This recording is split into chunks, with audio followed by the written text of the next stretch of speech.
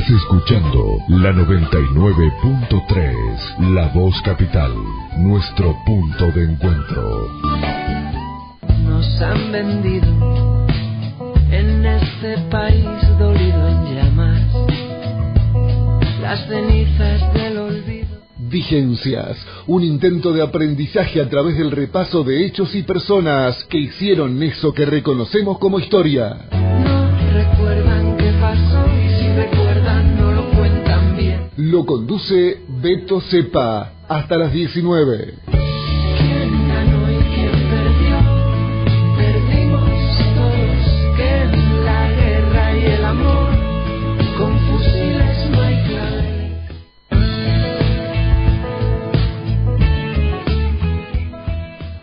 Hola, hola, muy buenas tardes para todos.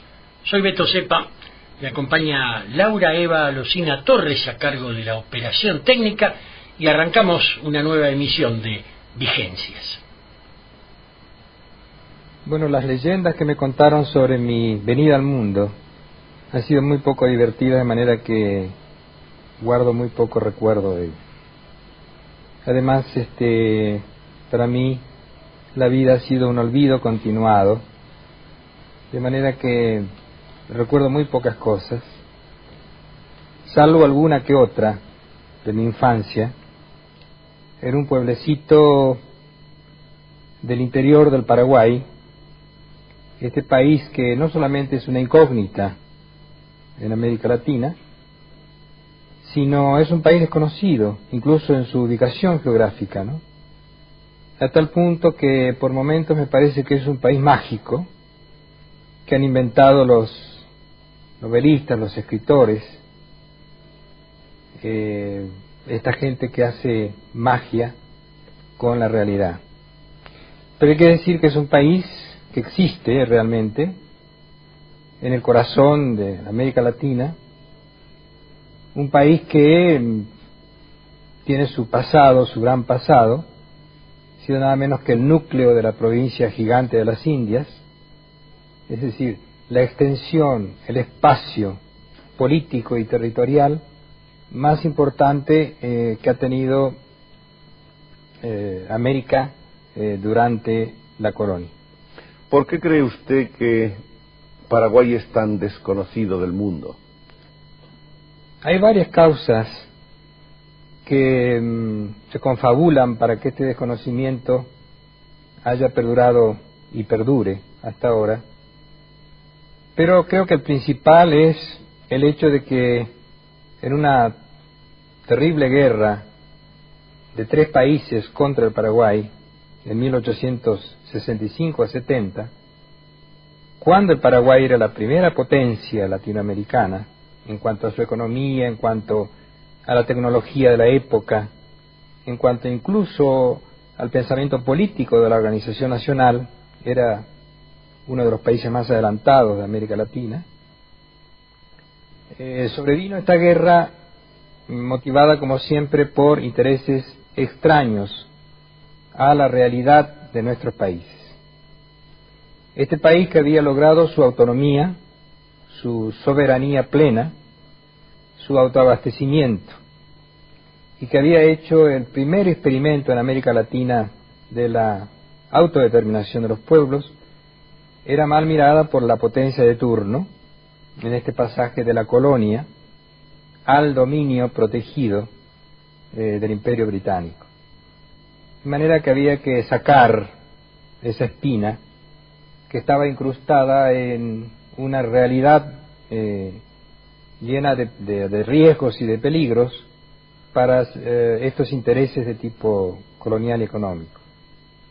Sobrevino esta guerra cuyos antecedentes serían muy extensos para enumerar, pero el hecho concreto es que este país, después de 5 años de guerra, quedó totalmente devastado, a tal punto que no quedaron de los 2 millones de habitantes que tenía en un comienzo, sino unas 200.000 mujeres, niños, ancianos, inválidos. Esta especie de caravana lúgubre, macilenta, de gente que creía de todos modos en el futuro y que reconstruyó el país con su esfuerzo, sobre todo la mujer. Este fenómeno de reconstrucción de un país que había quedado totalmente desangrado, que había sido mutilado en su territorio, que había sido vejado durante 5 años por fuerzas de ocupación extranjeras que dictaban y ponían ley, es el producto hoy del esfuerzo sobre todo de la mujer.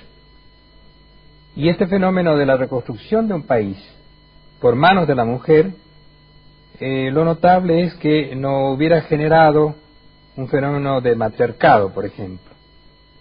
La mujer reconstruyó el país, dio de comer a sus hijos, atendió sus ranchos incendiados, sus casas devastadas en las ciudades y los pueblos, y se retiró, como siempre lo hizo, a lo largo de una historia de 5 siglos casi, a este segundo plano, desde el cual pareciera que hubiese hecho su lugar natural en la composición humana. Augusto Roa Bastos, entrevistado por Joaquín Soler Serrano en A Fondo, programa que emitió la televisión española entre 1976 y 1981. Sus emisiones incluyeron charlas imperdibles con Jorge Luis Borges, Julio Cortázar, Juan Rulfo, Federico Fellini, Regis Debré, Julián Marías. Bueno, la mayoría de ellas pueden verse y escucharse en tiempos de tanto aturdimiento en YouTube, y me atrevo a recomendarlas. La mantenida con quien sería Premio Miguel de Cervantes a la literatura castellana en 1989, cuyo fragmento escuchamos recién, se emitió el 5 de diciembre de 1976, y allí también Roa Bastos habló de ese sol de hierro que caía sobre esa tierra paradisíaca en la superficie, pero que esconde en ebullición una especie de erupción soterrada, subterránea, una potencia tan salvaje que las erupciones humanas suelen corresponder.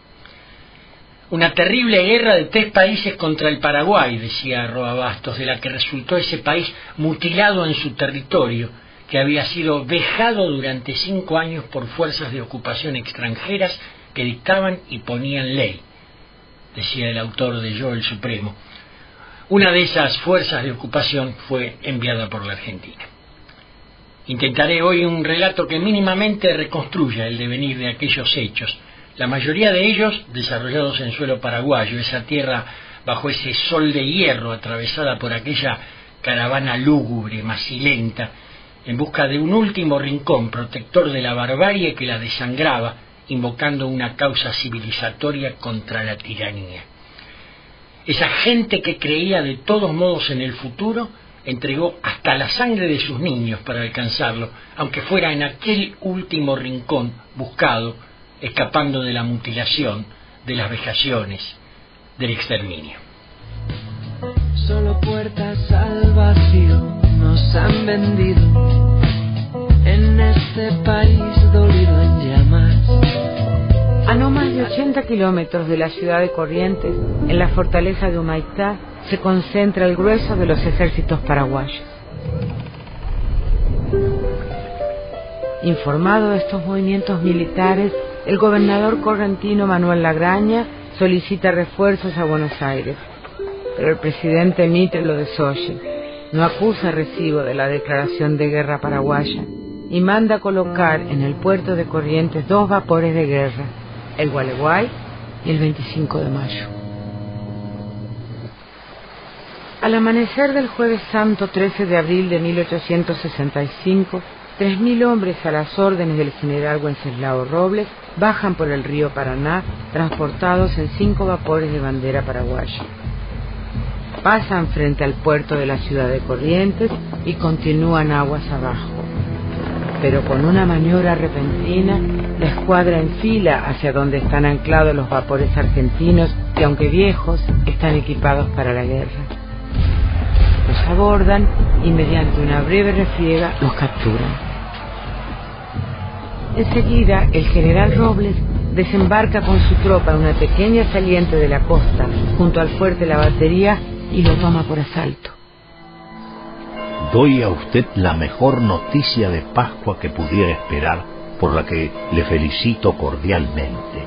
López pisó en la celada, nos llevó los vapores de Corrientes. Nada de reclamaciones, la bofetada ya está dada. Tendremos guerra.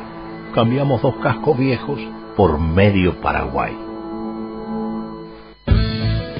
Varias aclaraciones respecto de este fragmento de audio que cuenta el primer enfrentamiento armado entre fuerzas paraguayas y argentinas.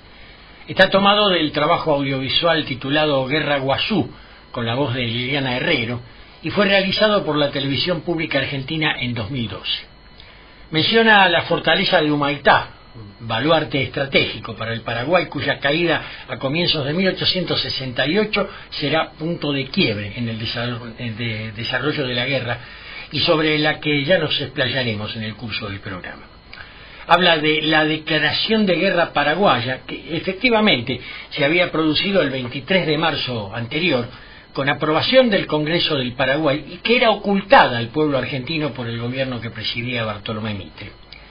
Y finalmente refiere a la carta enviada a Mitre por su canciller, Rufino de Elizalde. De acuerdo con el historiador León Pomer, en su libro La Guerra del Paraguay, Estado, Política y Negocios, esa misiva del canciller a Mitre señalaba textual: López pisó la celada, nos llevó los vapores de Corrientes. Nada de reclamaciones. La bofetada que esperaba Rawson ya está dada. Tendremos guerra. Cambiamos 2 cascos viejos por medio Paraguay. El oro del Brasil derramaráse a raudales en su tránsito por nuestro territorio. En cuanto a quien esperaba la bofetada, se refiere al ministro del Interior del gobierno mitrista, Guillermo Rawson. Sin belleza no hay baile, sin flor no hay aire.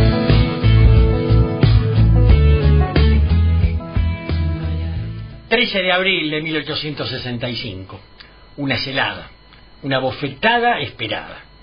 Las sinrazones que habían conducido a aquel choque armado al que le siguió la ocupación paraguaya de la ciudad de Corrientes se remontaban a por lo menos 3 años antes y tenían a la ya independiente República Oriental del Uruguay, una vez más en el centro de los intereses en disputa. El sempiterno conflicto entre colorados y blancos uruguayos no había resuelto la lucha ni siquiera en 1851, tras más de 12 años de guerra civil, la llamada Guerra Grande. Ha pasado más de una década de aquel final de guerra, hablo de 1862 de vuelta, ¿no? Algo parecido a un armisticio, supuestamente garante de un Uruguay sin vencedores ni vencidos. Pero la puja entre blancos, identificados con y apoyados por los caudillos federales argentinos, y colorados, idem en su relación con los unitarios de este lado del Río de la Plata, no ha cesado. Como trasfondo y a la vez auténtico sostén de estas luchas intestinas, los intereses foráneos, ingleses a la cabeza, ¿cuándo no, no? En torno a la libre navegabilidad de los ríos interiores.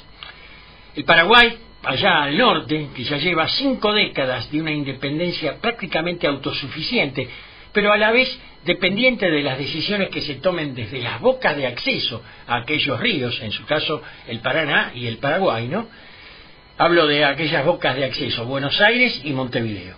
Para más, Paraguay con cuestiones limítrofes pendientes, tanto con la Argentina como con el Imperio brasileño. La crisis aparecerá en la superficie a partir del año siguiente, 1863.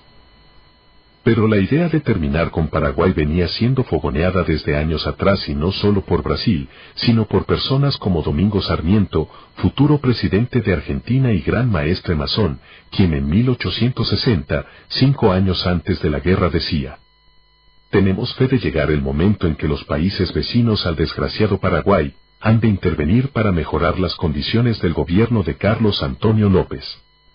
Si la solución del gran problema argentino tiene un feliz desenlace, entonces intereses comunes entre Argentina y Brasil los han de aproximar y reunir para hacer triunfar en nuestros ríos los principios que nos garanticen contra gobiernos como el de Paraguay. Y en 1862, también desde el Diario Nacional: Si queremos salvar nuestras libertades y nuestro porvenir, tenemos el deber de ayudar a salvar a Paraguay, obligando a sus mandatarios a entrar en la senda de la civilización. La senda de la civilización, sostenía Sarmiento, según lo consignaba este fragmento de un documental producido por el sitio de YouTube Historia Crítica. Al padre del aula habrá que reconocerle tantísimos méritos en ese camino de la civilización, aunque teniendo siempre en cuenta que para él la barbarie estaría siempre encarnada en todo aquello que hubiera nacido de estas tierras y se identificara con ellas.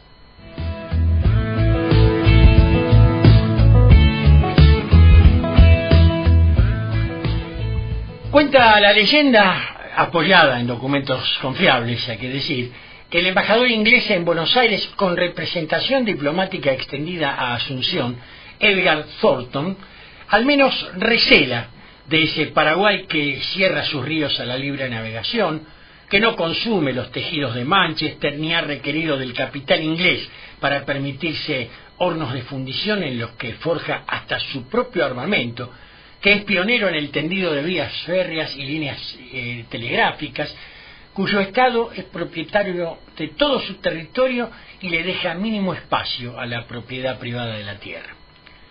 La situación en el Plata y particularmente en el ya independiente Uruguay sigue evidenciando que aquel Estado tapón entre la Argentina y el Brasil no ha dado los resultados enunciados como objetivo en 1828, finalizada la guerra entre las Provincias Unidas y el Imperio. Y la consecuente independencia política de aquella banda oriental, provincia cisplatina para unos y otros, no ha brindado la solución supuestamente esperada. Es abril de 1863. Venancio Flores desembarca en Uruguay con una cruzada libertadora, así la llamaba, que se propone deponer al gobierno blanco de Montevideo. Ha hecho todos los preparativos desde y con apoyo de Buenos Aires, o sea, de Mitre. 2 veces después, un barco argentino que llevaba armas para las tropas coloradas de Flores es apresado por fuerzas uruguayas. Mitre responde y apresa un barco uruguayo y además bloquea el río Uruguay, lo que facilita la acción de las fuerzas coloradas. El presidente interino Atanasio Aguirre, al frente del gobierno de Montevideo, blanco, ¿no?, solicita el apoyo del Paraguay, pero su par paraguayo, Francisco Solano López, prefiere por el momento no actuar militarmente. Eso sí, reclama por vía diplomática ante Mitre sin obtener resultado. El 31 de mayo de 1864, el inglés Thornton le propone al joven canciller argentino Rufino de Elizalde un viaje a Montevideo para solucionar el entredicho con el gobierno oriental y aprovechar la ocasión, así como quien no quiere la cosa, para entrevistarse con el canciller brasileño José Antonio Saraiva.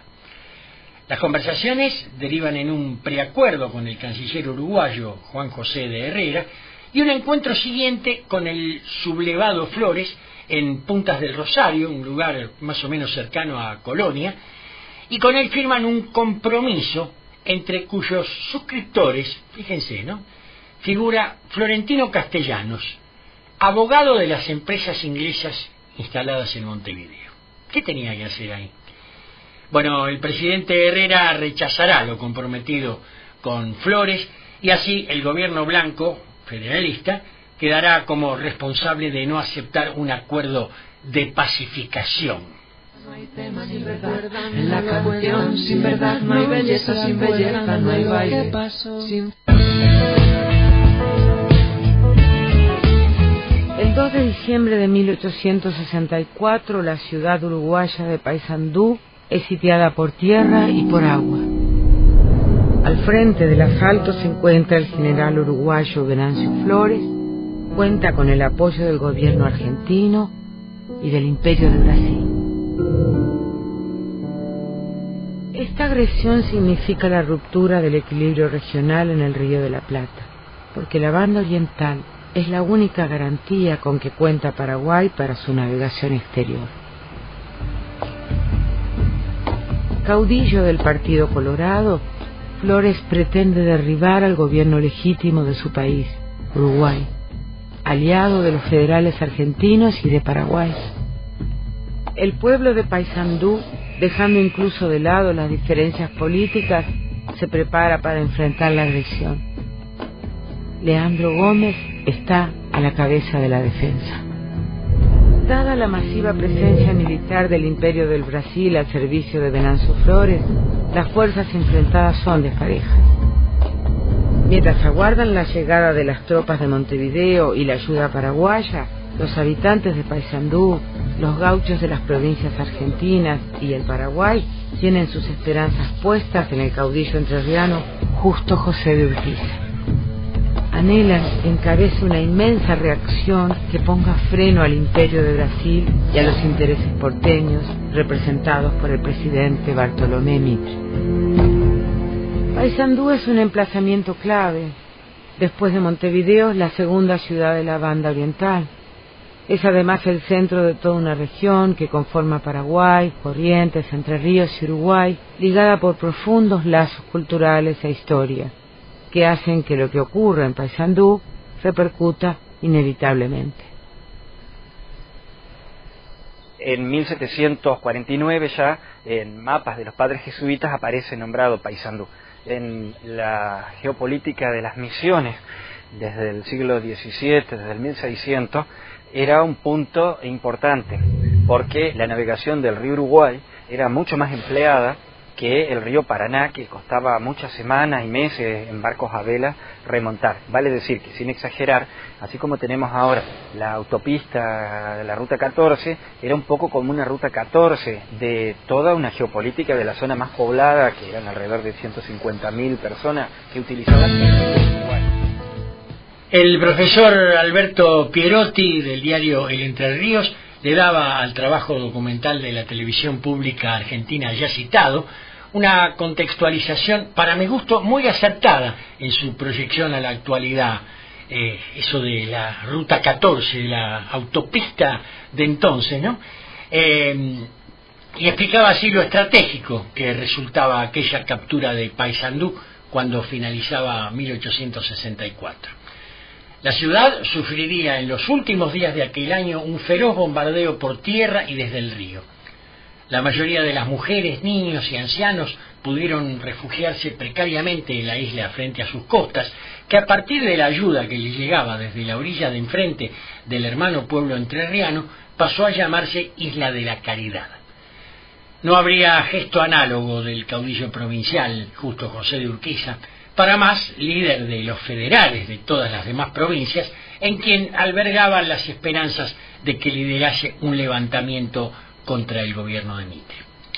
El 2 de enero de 1865, el general Leandro Gómez y 3 de sus inmediatos subordinados, que hasta último momento habían sostenido la defensa de Paysandú, eran fusilados por órdenes de Venancio Flores.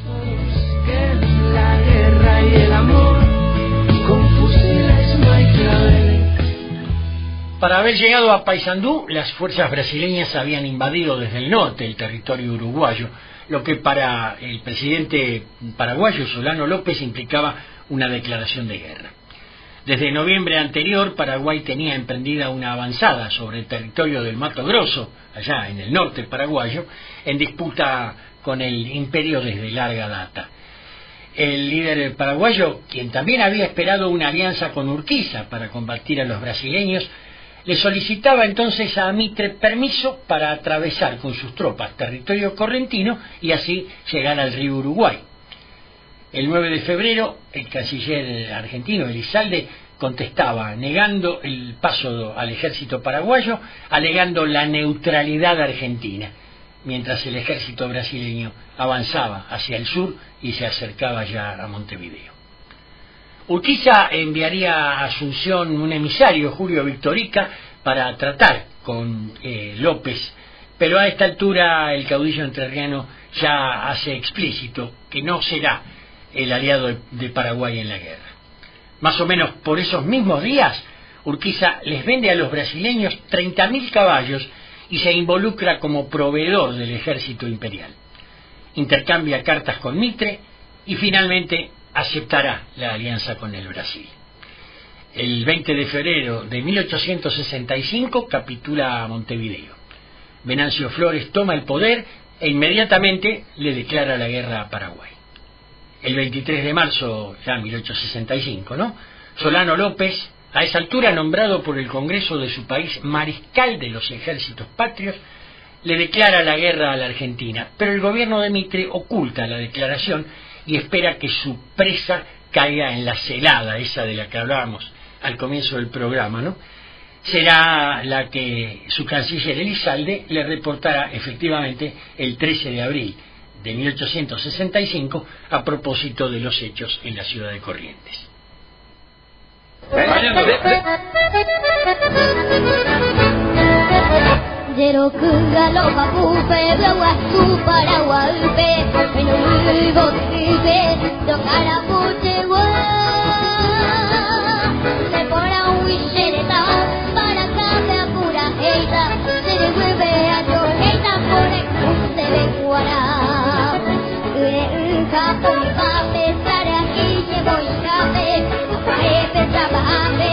Hoy te va a pegar el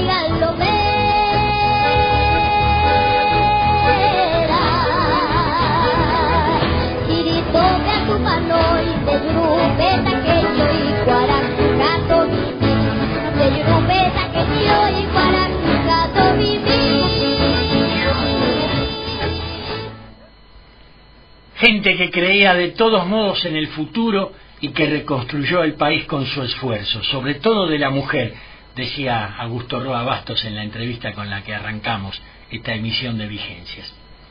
No sé el nombre de esta niña que cantaba en guaraní la emblemática canción con letra y música de Mauricio Cardoso Ocampo. La elegí para brindarle una pausa musical al programa. Una mujer mañana, de esa gente que contra todo cree en su futuro y lo canta en esa lengua de la comunicación emocional del pueblo, según decía el mismo autor de poemas como Los Hombres o de una novela como Hijo de Hombre.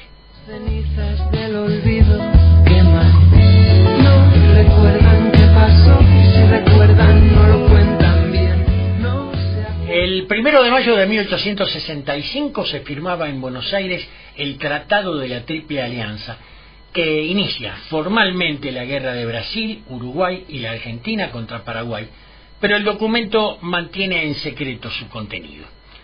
Mitre asumía el mando militar de las fuerzas aliadas y el 25 de mayo siguiente una fuerza brasileño-argentina al mando de Wenceslao Paunero llegaba a bordo de una poderosa flota, la mayoría de sus naves brasileñas, a la ciudad de Corrientes. Tras cruentos combates, las fuerzas aliadas lograron tomar la capital provincial, pero la abandonarían en los 2 días siguientes y los paraguayos retomaron el control de la ciudad. El historiador paraguayo Jorge Rubiani le relataba a la Red Guaraní para su producción audiovisual TVgrafía del Paraguay, una producción muy interesante, iniciada en 2011.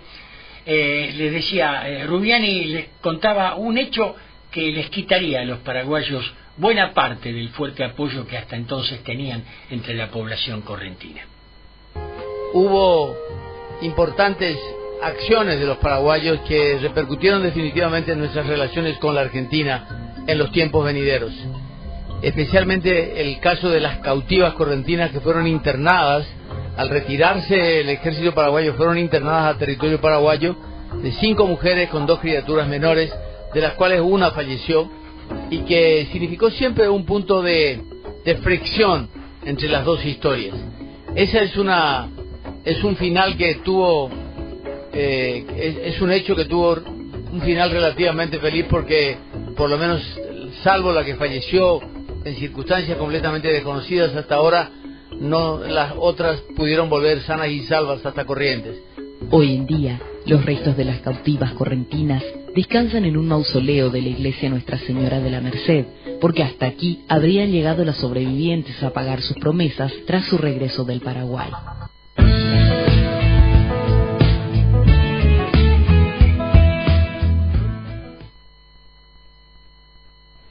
La poderosa flota brasileña, que a esa altura tiene al río Paraná virtualmente a su merced, está anclada unos 20 kilómetros al sur de Corrientes, en la desembocadura de un afluente, el Riachuelo. Solano López, que a esa altura ya ha abandonado Asunción para dirigir a sus tropas desde la fortaleza de Humaitá, pergeña un golpe sorpresa sobre esos 9 acorazados brasileños para apoderarse al menos de algunos de ellos. Paraguay apenas cuenta con un buque de guerra y el resto de su flota se forma con barcos mercantes equipados con armamento, sí, pero infinitamente inferiores en poderío militar. El golpe pensado por López falla y Paraguay pierde no solo varias naves, sino la última chance de presentar batalla en los ríos, lo que a la vez implicaba la definitiva desconexión con el Río de la Plata y su posibilidad de abastecerse de armamento y provisiones desde el otro lado del Atlántico. Esos accesos al río, a los ríos Paraná y Paraguay, ¿no?, de los que hablábamos más adelante. Sin embargo, la ofensiva planeada por López por tierras correntinas no se detenía, y al día siguiente de la derrota de Riachuelo, unos 10.000 paraguayos tomaban Sao Borja sobre el río Uruguay, que conocemos bien, ¿no? Y acá ya estamos en junio de 1865. Poema sin poema no hay tema ni verdad. En la canción sin verdad no hay belleza, sin belleza no hay baile. En este punto aparecen en el escenario bélico dos cuestiones medulares para el futuro desarrollo de los acontecimientos. Por un lado, Urquiza ha reunido una tropa de 10.000 hombres que pretende poner a las órdenes de Mitre, pero la enorme mayoría de ellos deserta, negándose a brindar su sangre por una causa ajena a sus sentimientos. Ricardo López Jordán, hasta ahí subalterno de Urquiza, le advertía: ese pueblo, el paraguayo, es nuestro amigo. Llámenos para pelear a porteños y brasileños, estamos prontos, pero esos son nuestros enemigos. En el frente brasileño se encienden las alarmas. El emperador Pedro II abandona Río de Janeiro para acercarse al teatro de operaciones, fuerza el alistamiento de mayor número de tropas y pone al mando de esas fuerzas al militar de mayor rango y experiencia, el duque de Caxias. En Concordia está el vizconde Tamandaré, almirante de la flota naval, y mientras tanto Venancio Flores y el general mitrista Paunero, ya nombrado, ¿no?, reúnen una tropa de 8.000 hombres.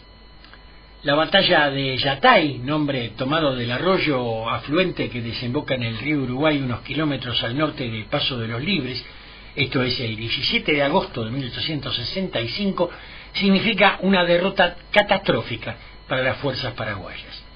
En ese primer enfrentamiento terrestre de magnitud se corporiza la extrema crueldad que caracterizará a toda la guerra. Los últimos soldados paraguayos que intentaban escapar de la ya sufrida derrota son pasados a degüello por los aliados. Cándido López, un hasta ahí ignoto artista que se ha sumado como voluntario a las fuerzas argentinas, tomará de esa batalla el primer bosquejo que después inmortalizará en sus cuadros como testimonio de la guerra, cuyos escenarios seguirá hasta Curupaytí. Esto será ya septiembre de 1866, donde Cándido López perderá una mano.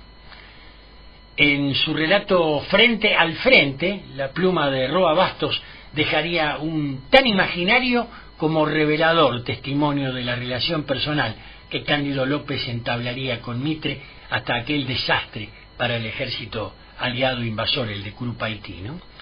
Y les leo un pasaje de Roa Bastos, de esa novela corta, Frente al Frente. ¿Se olvida de que fuimos aniquilados en el de Curupaytí? ¿Que emprendimos la retirada después de que los paraguayos nos mataran 10.000 soldados? Un casco de granada me voló la muñeca y adiós mano, hermano, como dicen por mis pagos. No importa, maestre, no haga duelo por una mano perdida. Ya ha sido nombrado teniente segundo, manco del Curupaytí, cronista de pincel, oficial sin oficio bélico. Póngase el título que más se le venga y avenga. No aviene lo que no conviene ser, y no puedo espantar los recuerdos. Aparecen en mis sueños, en los croquis de la batalla, en las nubes que se me figuran soldaditos de a caballo. Yo, sin embargo, siempre olvido, y así hago el azar. ¿Ya pintaste el desastre? Sí, mi general. Quiero ver la tela. No sé si está a mano ahora, aunque es un decir, ni siquiera está mi mano. Vamos cerrando entre batallas y carnicerías, entre pantanos y aguadas. Búscala, Cándido. Quiero ver lo que no vi. ¿Qué pasa con esa lumbre? Falta aceite, señor. Tuvimos que usar grasa. Luz de grasa, luz de desgracia. Nos olvidó y selló el espacio entre nosotros. Una transacción. El regreso al ordenamiento cronológico nos deja de vuelta en 1865. Tras la victoria de Yatay, Uruguayana y Paso de los Libres se convierten en cabecera de una avanzada aliada que a esa altura ya domina prácticamente toda la provincia de Corrientes. El mariscal López decreta la movilización general de la población campesina paraguaya. A fines de noviembre de 1865 se instala en Paso de Patria, territorio paraguayo, ¿no?, frente a nuestra correntina Paso de la Patria, para dirigir personalmente desde allí las acciones desde el fuerte de Itapirú, así llamado. La guerra ya no tendrá más escenarios que el territorio paraguayo. En abril de 1866, las fuerzas aliadas se completan con la llegada de la flota que comanda el almirante Tamandaré, y en los meses siguientes el mariscal López, que ya debió abandonar su puesto de mando en Itapirú, incluso, sufrirá sucesivas derrotas. La mayor de ellas en la batalla de Tuyutí, en mayo de 1866. Más de 10.000 bajas entre muertos, heridos y soldados hechos prisioneros dejaron a las fuerzas paraguayas carentes de sus cuadros más profesionales y echadas a la suerte de una tropa a la que apenas su valentía mantenía en los campos de batalla. Enterado de que la reconquista aliada de la ciudad de Corrientes duró solo un día, el general paraguayo Robles desatiende una orden del mariscal que lo conminaba a retroceder y continúa avanzando hacia el sur. A esta altura, el río Paraná ya es dominado por la flota acorazada brasilera, la más poderosa de Sudamérica. En los primeros días de junio de 1865, 9 buques imperiales anclan 20 kilómetros al sur de la ciudad de Corrientes, en un afluente del río denominado Riachuelo. El primero de los fuertes paraguayos mencionados en este tramo del audiovisual de la TV pública ya citado y que acabamos de escuchar, Curuzú, cae en manos aliadas el 3 de septiembre. Unos días después se acuerda un parlamento entre Mitre y el mariscal López que se realiza el 12 de ese mes en Yutayticorá. López propone condiciones dignas para un arreglo, pero Mitre aduce que debe consultar a sus aliados. A esa altura, hay presiones incluso británicas para poner fin a la guerra, y desde Londres se hace público el contenido del Tratado de la Triple Alianza, que Mitre había mantenido en secreto hasta ahí, ¿no? Es hora de que el Paraguay se abra a los productos manufacturados ingleses. Pero la posición de Brasil es irreductible. Rendición incondicional del Paraguay. Y aunque el Parlamento en Yutaití-Corá ha acordado congelar la situación hasta tanto los aliados decidan, los ejércitos dirigidos por Mitre se lanzan sobre las fuerzas paraguayas en Curupaití. Será su más catastrófica derrota.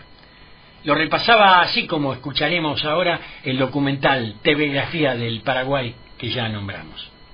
Sin lugar a dudas, la batalla de Curupaití fue la mayor victoria paraguaya de la sangrienta guerra que duró 5 años. La derrota de Curupaití detuvo por varios meses las acciones de los aliados, sobre todo del bando argentino, y el general Flores regresó a Uruguay, dejando en el frente a un escaso número de soldados uruguayos al mando del general Gregorio Suárez. Los generales brasileños discutieron entre ellos y todos culparon a Mitre por la derrota, causando una división en el comando de la operación.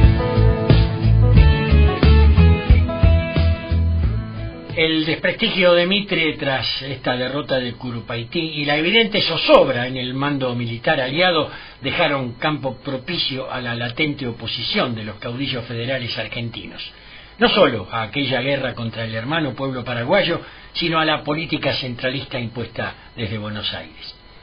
A fines de aquel 1866 estallaron las rebeliones en varias provincias, y aquella sublevación encontró su principal caudillo en Felipe Varela, quien a las órdenes del Chacho Vicente Peñalosa, que había sido asesinado en 1863, ya había participado en anteriores alzamientos contra el mitrismo tras la detención, la defección, de Urquiza en la batalla de Pavón de allá de septiembre de 1861.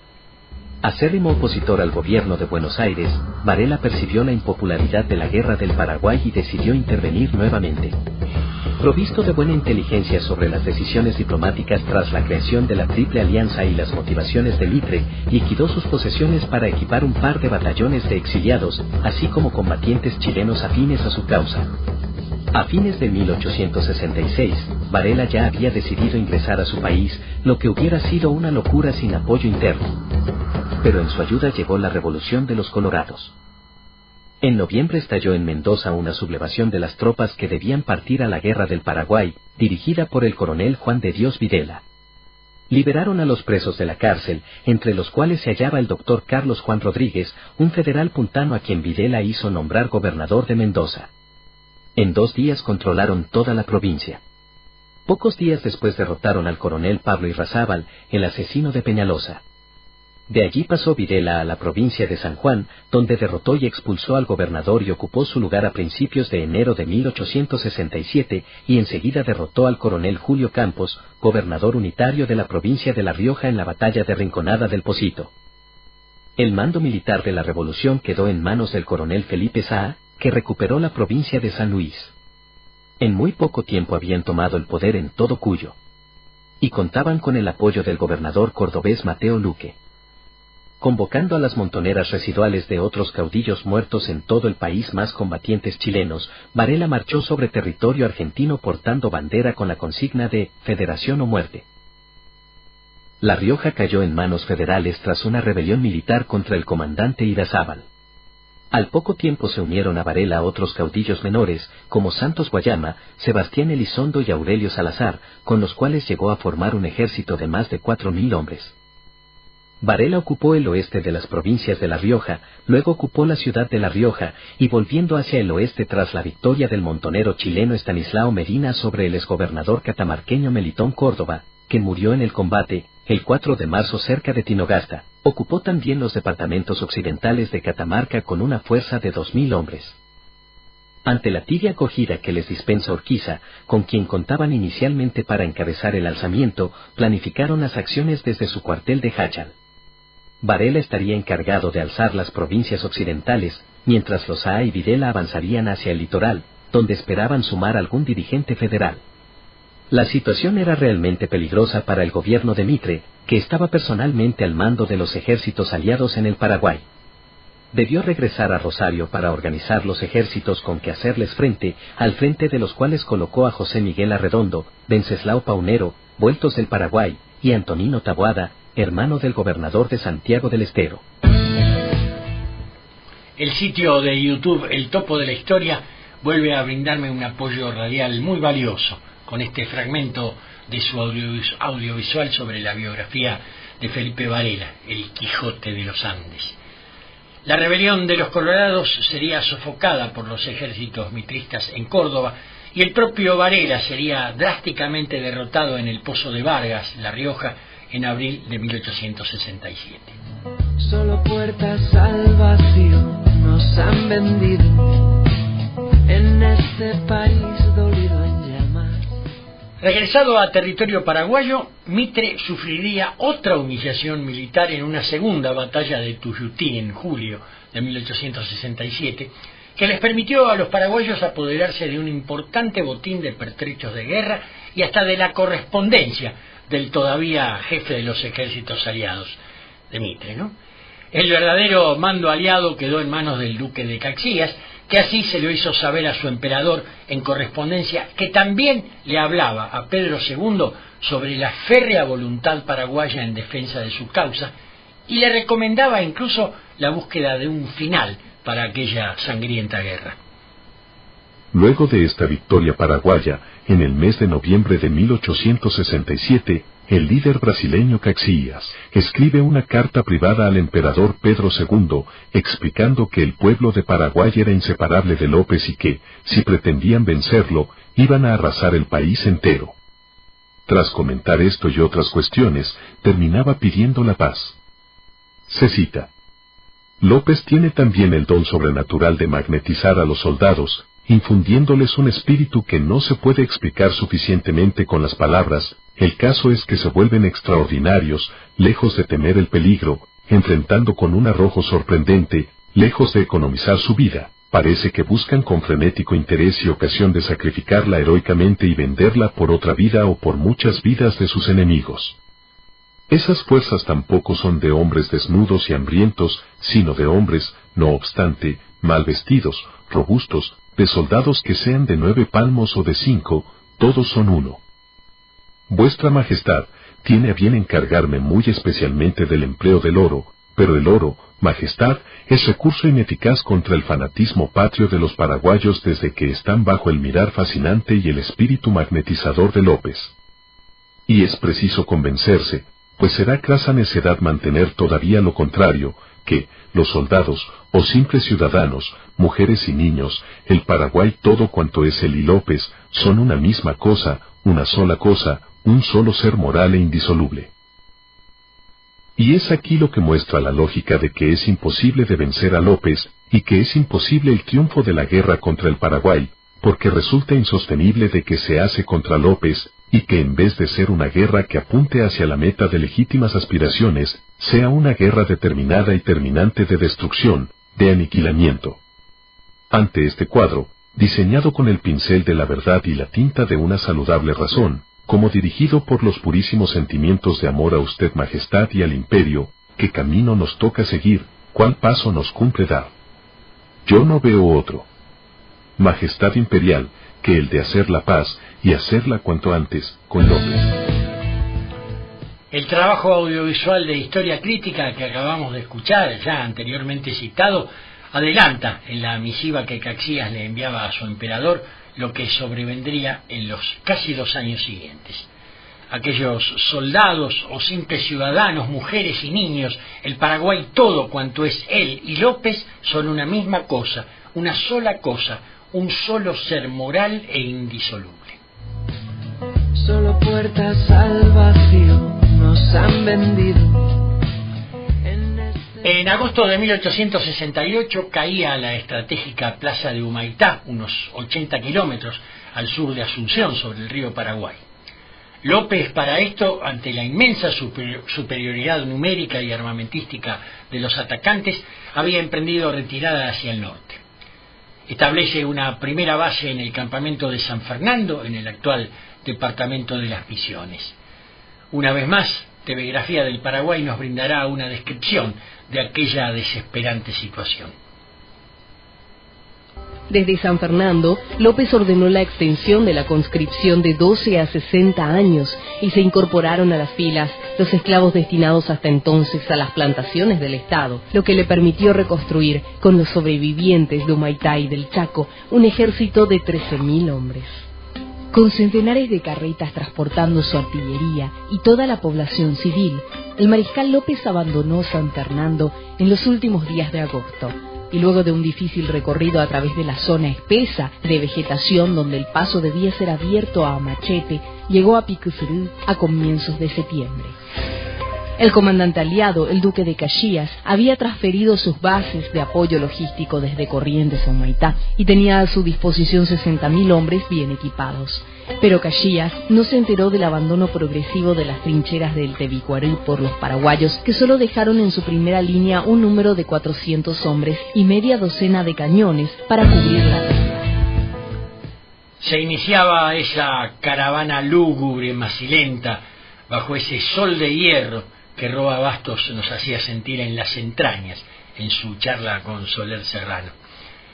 Diciembre de aquel año registra todavía algún heroico triunfo paraguayo, como el del puente sobre el arroyo Itororó, pero que apenas sirve para retrasar el irrefrenable avance de las infinitamente superiores fuerzas aliadas a esa altura real y ya formalmente al mando del duque de Caxias. López traslada su capital a Piribebuy, unos 70 kilómetros al sudeste de Asunción.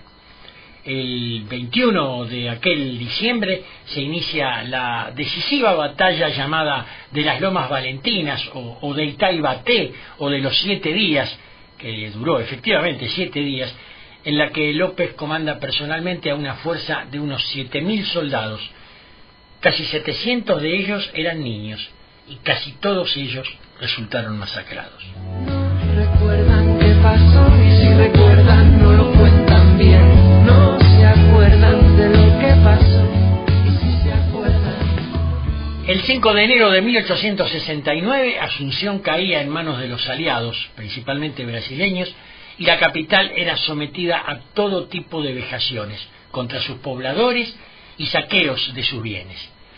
Las tropas argentinas se acantonaron a las afueras de la ciudad, pero no fueron ajenas a todos estos abusos.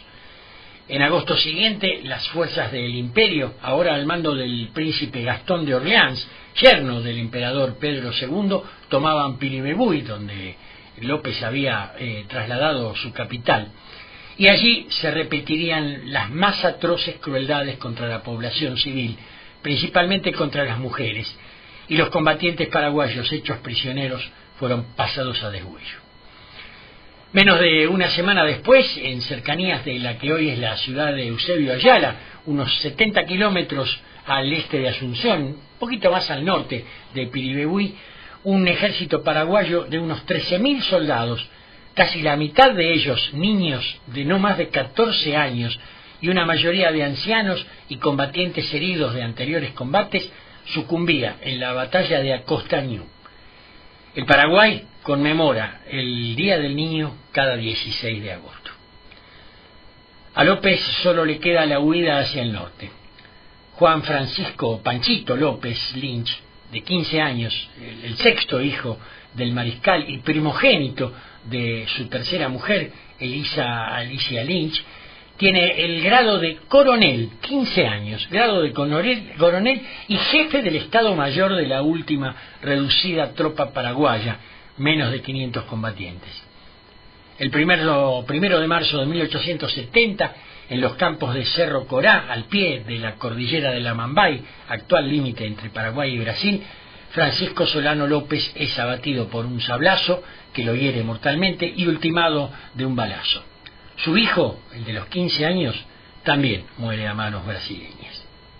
Al menos el 50% de la población paraguaya había perecido y alrededor del 90% de los hombres mayores de 10 años ya no estaban.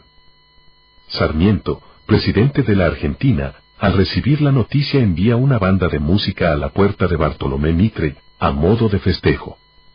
En el mismo día, envía una carta confesando, no crea que soy cruel. Es providencial que un tirano haya hecho morir a ese pueblo guaraní. Era preciso purgar la tierra de toda esa excrescencia humana, raza perdida de cuyo contagio hay que librarse. Los diarios de Brasil y Argentina festejan, inventando una historia de liberación del Paraguay. Llaman a López tirano sanguinario y de mil formas buscan ensuciar su nombre para justificar el genocidio que ellos cometieron. Pero la verdad salía a flote desde los diarios extranjeros, como el famoso Times de Londres, el principal diario europeo que reconocía que López había hecho correr mucha sangre, pero solamente por la gloria y la conservación de su país, nunca por intenciones imperialistas, como decían los aliados. El New York Herald también reconocía el valor de López diciendo, cualesquiera que fueran los errores y faltas cometidos por el mariscal, no puede negarse que la lucha que sostuvo contra los aliados fue valiente, audaz y resuelta. Demostró ser hombre de inmensos recursos y uno de los mayores soldados de nuestra época. De nuevo Juan Bautista Alberdi diría, la América no conoce la historia del Paraguay sino contada por sus rivales. El silencio del aislamiento ha dejado a la calumnia victoriosa. Con la caída de López, los aliados instalaron un triunvirato de gobierno el cual en los hechos estuvo sometido al vizconde de Río Branco de Brasil. El imperio se adelantó a los argentinos y en 1872 cerraba un tratado el cual le concedía 30% del territorio de Paraguay. Hasta 1876, tropas imperiales ocuparon Asunción. Argentina tuvo que contentarse con adquirir parte de Formosa y Misiones. El documental de Historia Crítica repasaba las consecuencias políticas y territoriales de aquella guerra. También las económicas, y ahí las escuchamos. A partir de 1871, todos los terrenos del Paraguay que no estaban ocupados, y que antes pertenecían al Estado, fueron rematados a extranjeros adinerados. De esta forma, se vendieron campos, bosques y poblados con la gente adentro. Los campesinos fueron despojados de su tierra, teniendo que pagar alquileres cada vez más altos a los grandes terratenientes. El censo agropecuario realizado en 1991 arrojó que el 1% de los propietarios paraguayos conservaba el 77% de las tierras del país. La destrucción no consideró tampoco escuelas ni hospitales. La masacre le abría paso a la propiedad privada, emblema de la civilización que la había ejecutado, invocando el final para una tiranía. Nos han vendido en este país dolido en llamas, las cenizas del olvido.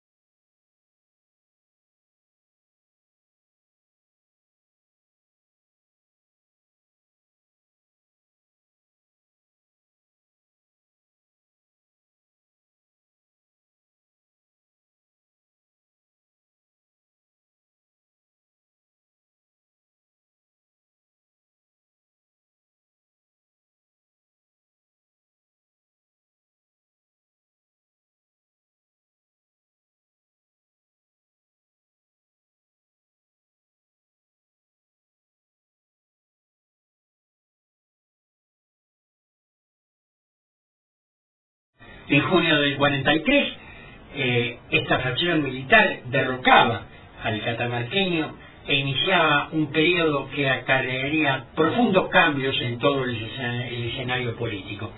Se venía el peronismo, va. Pero bueno, será tratamiento de algún próximo programa.